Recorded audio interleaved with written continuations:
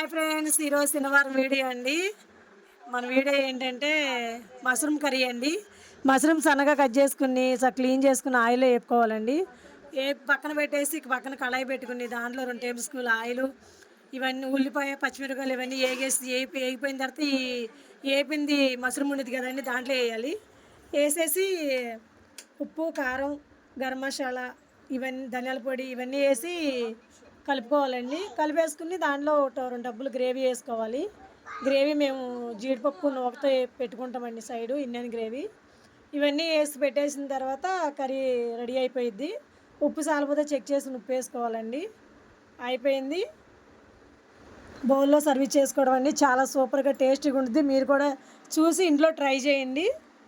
చాలా బాగుంటుంది. మష్రూమ్ అంటే దాంట్లో విటమిన్స్ చాలా బాగుంటుంది కదండి.